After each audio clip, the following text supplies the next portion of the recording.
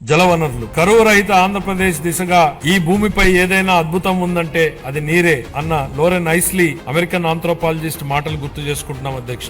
ఈ మాట నీటి ప్రాధాన్యతను వివరిస్తుంది అధ్యక్ష. సాగునీటి రంగాన్ని గత ప్రభుత్వం పూర్తిగా నిర్లక్ష్యం చేసింది. ఈ రంగాన్ని విధ్వంసం చేసింది. నీటి కోసం ఎదురు చూసే రాయలసీమ ఉత్తరాంధ్ర రైతులను నట్టేట ముంచింది. జీవనాడి లాంటి పోలవరం ప్రాజెక్టు మొదలుకుని పల్లెల్లో పిల్ల కాలువల నిర్వహణను కూడా సరిగ్గా పట్టించుకోకుండా వదిలేసింది. నిర్లక్ష్యం వల్ల గత ప్రభుత్వం హయాం కొట్టుకుపోయిన డ్యాంలని చూశాం. వాటి వైపు కన్నెత్తి చూడని పాలకుల్ని చూశాం. మరోవైపు తుంగభద్ర డ్యామ్ లో గేట్లు కొట్టుకుపోతే తెల్లారక ముందే పొరుగు రాష్ట్రానికి పరుగులు పెట్టించిన నేటి పాలకుడిని చూస్తున్నాం. ఇది మాకున్నటువంటి చిత్తశుద్ధి. గరిష్ట స్థాయిలో 10,000 కోట్ల రూపాయలకు పైగా బిల్లుల బకాయిలు ఉండడంతో అన్ని సాగునీటి ప్రాజెక్టుల పురోగతి కుంటుపడింది. తమ కక్ష సాధింపు రాజకీయాలలో భాగంగా గత ప్రభుత్వం దీర్ఘకాలంగా నిలిపివేసిన నీరు చెట్టు బిల్లులు సైతం ఇందులో ఉన్నాయి. 4,600 కోట్ల రూపాయల బకాయిలను చెల్లించి మా ప్రభుత్వం నిలిచిపోయిన ప్రాజెక్టులను పునరుద్ధరించింది. మిగిలిన బిల్లులను కూడా త్వరలోనే చెల్లించనున్నాం. పోలవరం ప్రాజెక్టు ప్రస్తుత మరియు భావితరాల ప్రజలకు జీవితాలను మెరుగుపరుస్తుందని, అలాగే రాయలసీమ ప్రాంతం మరియు ఉత్తర కోస్తా జిల్లాల భవిష్యత్తును మారుస్తుందని మా ప్రభుత్వం బలంగా విశ్వసిస్తోంది.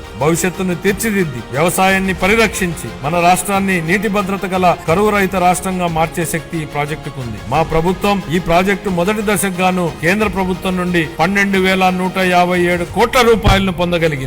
ఇప్పటికి 73% పురోగతిని సాధించిన ఈ ప్రాజెక్టు 2027 నాటికి పూర్తి కానుంది. గోదావరి జలాలు ఏటా 2,000 టీఎంసీల నీరు సముద్ర పాలవుతున్న పరిస్థితి ఓవైపు, నీరు లేక ఎడారిగా మారుతున్న రాయలసీమ ప్రాంతం మరోవైపు. వృధాగవుతున్న నీటిని సద్వినియోగం చేసుకుంటూ ఆంధ్రప్రదేశ్ ను కరువు రహిత రాష్ట్రంగా మారుస్తూ రైతుల జీవితాలలో వెలుగు నింపే దిశగా బృహత్తరమైన పోలవరం బనకచెర్ల నదుల అనుసంధాన ప్రాజెక్టును మన గౌరవ ముఖ్యమంత్రి గారు శ్రీకారం చుట్టారు. దీనికోసం ప్రణాళికలు రూపొందించే ప్రక్రియ ప్రారంభమైంది. ఈ బృహత్తరమైన ప్రాజెక్టుకు అవసరమయ్యే 1,000 కోట్ల రూపాయలను సమకూర్చుకోవడానికి ఉన్న అన్ని అవకాశాలను గౌరవ ముఖ్యమంత్రి గారు అన్వేషిస్తున్నారు. దీనిలో భాగంగా గోదావరి నది నుండి 2,000 టీఎంసీల వరద నీటిని మళ్లించడం ద్వారా ఈ ప్రాజెక్టు సాకారం కావాలని, చంద్రబాబు గారి కలలు నిజమవ్వాలని మనం అందరం కోరుకుందాం. పెండింగ్ బిల్లుల చెల్లింపుతో పాటు సుపరిపాలన అందించడం వలన పలు ప్రాజెక్టుల పురోగతి మళ్లీ పట్టాలెక్కింది. వీటిలో హంద్రీ నివాస్ జల స్రవంతి ప్రాజెక్టు వెడల్పు చేసే పనులు ఇప్పటికే ప్రారంభమయ్యాయి. పూల సుబ్బయ్య వెలుగొండ ప్రాజెక్టు, చింతలపూడి ఎత్తిపోతల పథకం స్టేజ్ 2 లోని